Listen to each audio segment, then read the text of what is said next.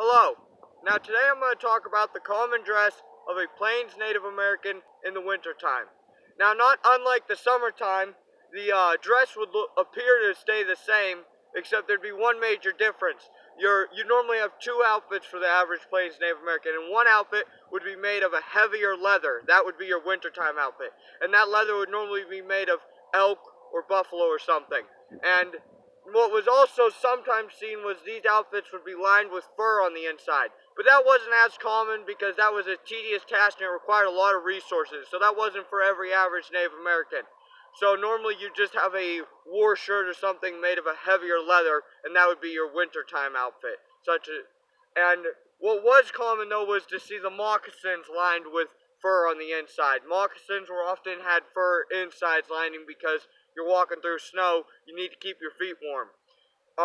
But Native Americans didn't have a coat. There wasn't really a traditional type of coat made among tribes among the plains. It wasn't a traditional design.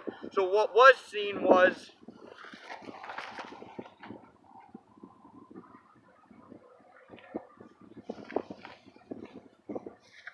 to just take a buffalo hide and wrap that around yourself, because buffalo hides were common. They were easy to accessible and they were very warm. They blocked the wind and they kept you very warm.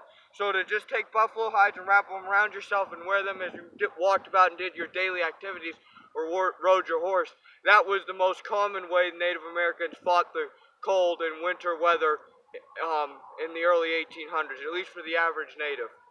But as in all aspects of Native American life, European contact changed things and European trade changed things.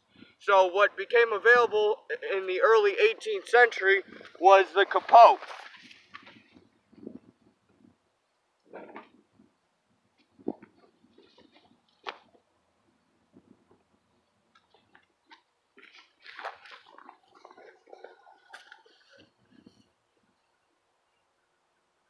Now capotes, the word capote is a French word, and that's where it originated.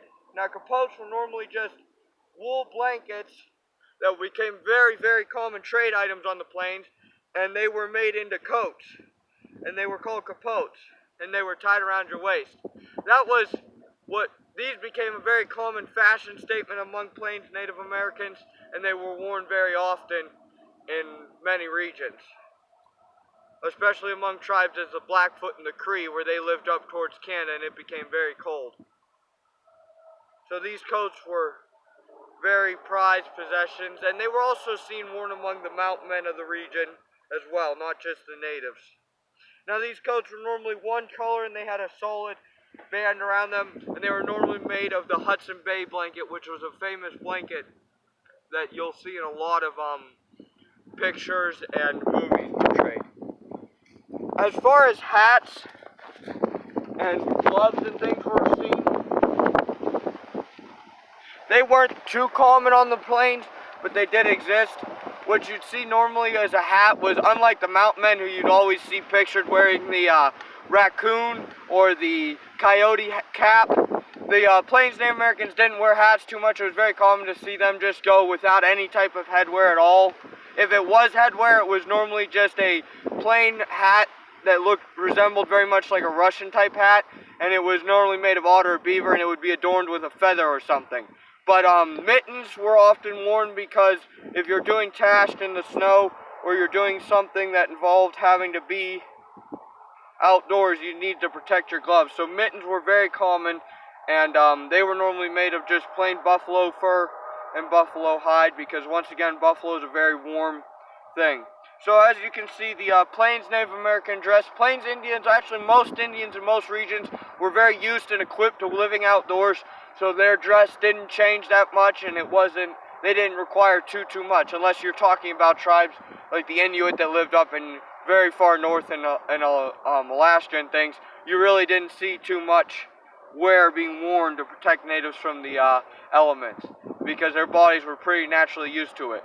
But what I showed you today was just your common, average, everyday dress in the winter months on the plains in the Americas. And I hope you enjoyed the video. And if you did, please hit that like and subscribe button. It helps me out a lot. and have a great day. And if you don't mind, check out a few other of my videos, such as the plains dress in the early 1800s. That'll show you a summertime look.